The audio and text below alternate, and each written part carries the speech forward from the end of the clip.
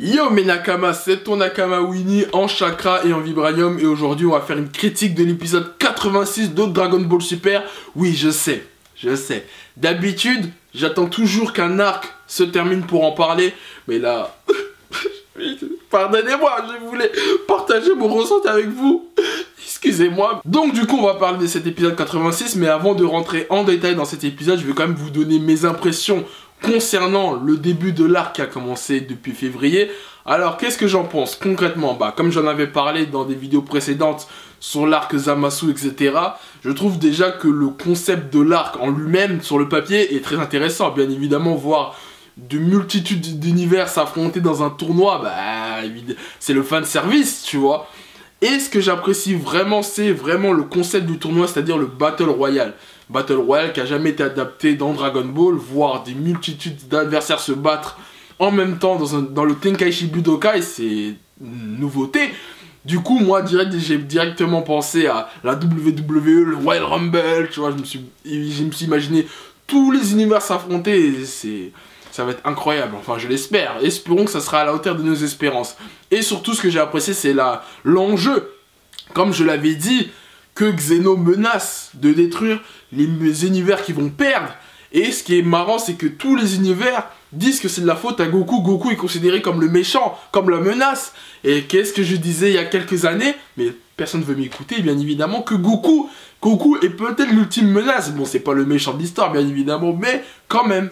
Et là, je trouve qu'ils accentuent bien ce point dans cet arc. Bon, rentrons en détail dans cet épisode 86. On suit donc notre cher Goku en train de réunir sa Dream Team pour le tournoi Multiverse organisé par Xeno-sama.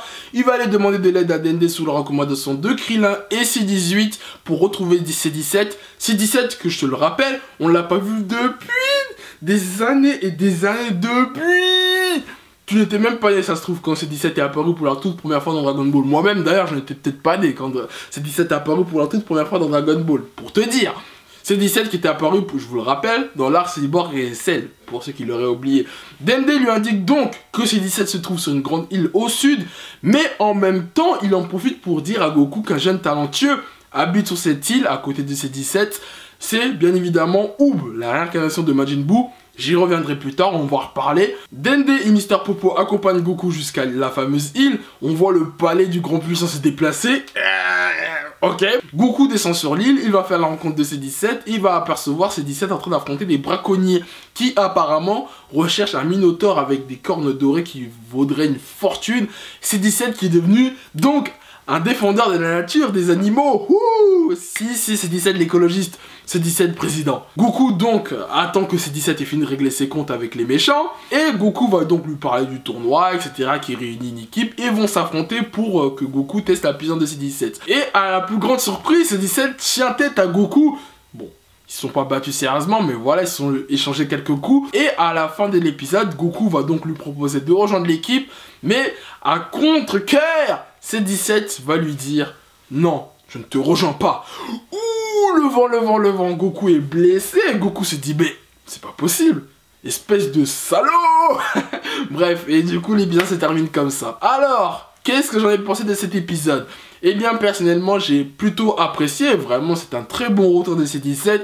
C17 qui est beaucoup plus charismatique. Moi, déjà, là-bas, j'aimais bien C17 dans l'arc Cyborg, même si je le trouvais un peu insolent, mais le combat avec Piccolo était titanesque, il était lourd, et là, le combat avec Goku était vraiment alléchant.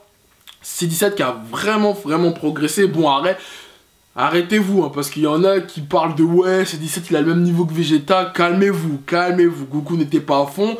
Bon, C17 aussi n'était pas à fond, mais de toute façon, concernant le power-up, j'en profite parce que je fais cette vidéo, faut vraiment, mais vraiment pas, comment dire...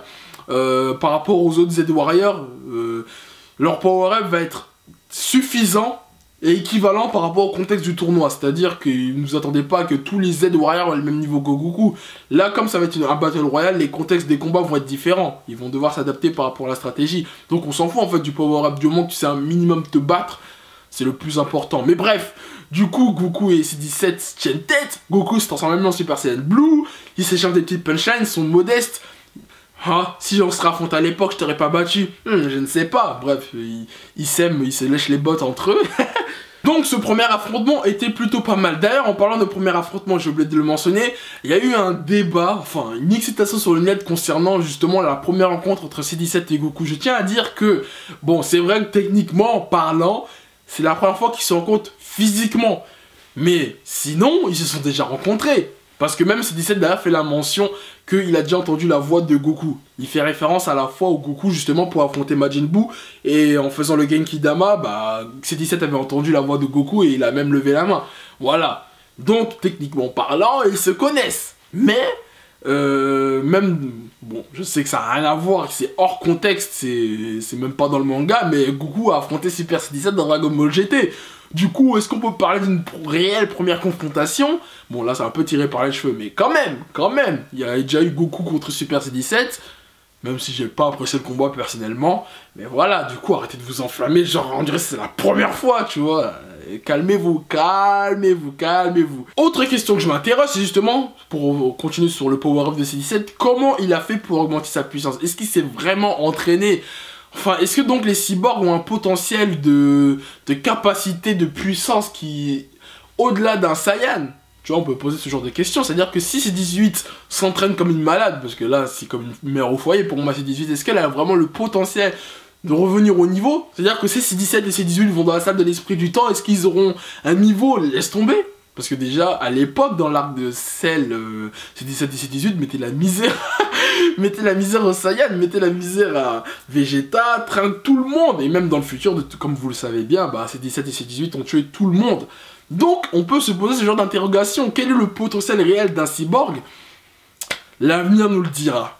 À voir. Bon, je pense que beaucoup de gens vont s'amuser à faire des théories, mais bon, moi, personnellement, ça m'intéresse pas.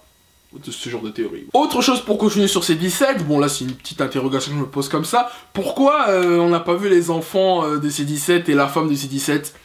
Je sais pas. Parce que Goku lui demande de voir ses enfants, il lui montre une photo, on voit pas les enfants, pourquoi? Tu vois, d'habitude on voit toujours les enfants dans Dragon Ball quand ils se présentent. Là, je sais pas pourquoi ils ont pas montré les enfants. Ça aurait été bien en plus de voir l'enfant et la femme de C17. Eh, C17, en tout cas, il a charbonné, hein, il a pas perdu de temps. Le mec a fondé sa famille, excuse-nous. Mais en tout cas, voilà, c'est une petite question que je me pose. Pourquoi on n'a pas vu la femme et les enfants de C17? Bon, peut-être dans le prochain épisode. Autre chose à revenir dans cet épisode, et bien évidemment, l'easter egg, le clin d'œil dont je parlais tout à l'heure par rapport à Dende et Goku, par rapport à Oob. Voilà. Et ça, j'aime. J'aime ce genre de clin d'œil, j'aime qu'on parle de Oob. Déjà, c'est la deuxième fois, je crois, qu'on parle de Oob dans Dragon Ball Super. Au tout début, ils ont parlé de Oob. Là, ils reparlent de Oob. Donc, moi, j'espère, de toute façon, dans Dragon Ball Super, bien évidemment, comme je le disais sur ma page Facebook, sur Twitter et sur d'autres vidéos, ça m'étonnerait qu'il se termine à 100 épisodes. Moi, je pense que s'il y a une demande de fou, ils vont continuer. Et j'aimerais vraiment qu'ils se basent sur Oob, qu'ils se concentrent vraiment sur Oob. Que même la fin de Dragon Ball Super nous montre justement la rencontre avec Oob, la fameuse rencontre avec Oob, et qu'après, s'il faut une Dragon Ball Super suite, et ben, ils montrent vraiment l'évolution de Oob, l'entraînement, ce que dans Dragon Ball GT, ils avaient essayé de développer, mais un peu mal fait, quoi. Ils ont un peu négligé Oob finalement. Donc moi, j'aimerais vraiment, parce que Oob, c'est un personnage que j'aime bien, même si je ne l'ai pas trop vu en l'œuvre. Bon, dans la fin de Dragon Ball Z, on le voit se battre avec Goku. Et dans Dragon Ball GT, bon, je trouve qu'il a été bien traité comme il a... Enfin, au début, dans la partie Baby, là, Baby Vegeta, il a bien été respecté, mais après, c'est n'importe quoi, ils l'ont pas respecté. Mais j'aimerais vraiment que Oob soit bien développé, qu'il soit un vrai héros, la relève de Goku, vraiment. J'aimerais vraiment voir ça dans Dragon Ball Super. Et dernière chose, par rapport au prochain épisode, du coup, c'est... parce que, bon, le prochain épisode va voir, du coup, des braconniers de l'espace venir pour le Minotaur, et bah dis donc le Minotaur il a grave la cote, et du coup je me demande par rapport à ça, bon j'en parle ici parce que je ferai pas de review la semaine, enfin cette semaine là parce que je suis en vacances, je pars en vacances là mercredi, du coup j'en parle ici. Est-ce que C17, comment il va accepter la proposition de Goku? Pourquoi il va accepter finalement d'aller au tournoi, puisque apparemment il est vraiment pas déterminé à aller au tournoi? Est-ce que on peut se poser que il va accepter pour une sorte de rédemption par rapport au fait que les Z-Warriors ont sorti C18 et C17 du mal, du coup il va se faire pardonner? Voilà, est-ce qu'il va un peu s'interroger sur ça? Ou peut-être il va voir que comme C18 et Krillin ils ont fondé une famille, et que C18 va participer, parce que je crois que Goku lui a pas dit que C18 allait participer au tournoi. Donc s'il entend que C18 va participer, peut-être que lui aussi va se dire moi aussi je veux rentrer dans le game. Ou justement c'est en voyant les braconniers de l'espace, il va se dire vraiment il y a une menace intergalactique et que vraiment... Peut-être parce que quand Goku lui a dit que Zeno va détruire l'univers, peut-être il se rendait pas compte, il se rendait pas compte du danger. Bon, même s'il dit qu'il a pas peur de disparaître et tout, mais voilà quoi. Puisque C-17 défend les animaux, défend la nature apparemment, peut-être qu'il va se dire ah ouais mais je suis pas tout seul quoi, je suis pas égoïste, il faut que j'ai des gens à protéger. Du coup voilà, peut-être ça va se passer comme ça. En tout cas c'était un très bon épisode, j'ai bien aimé. Ça m'a même poussé à faire cette vidéo là pour vous dire, du coup ça m'a lancé. En tout cas voilà, c'est tout ce que j'avais à dire.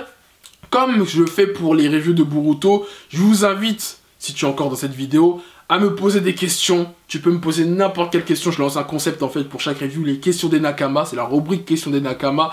Tu peux me poser n'importe quelle question, que ce soit sur Dragon Ball, sur les jeux vidéo, le manga, l'anime, tous les films, tout. Tu me poses n'importe quelle question sur l'univers de Dragon Ball et j'y répondrai. Je prendrai 2 questions dans les commentaires pour chaque review en fait. À la fin de chaque review, je répondrai à 2 questions. De toute façon, j'ai fait un exemple dans le Boruto et épisode 2 sur la review. Du coup, tu peux y jeter un œil, tu verras l'exemple du concept. En tout cas, pose-moi tes questions.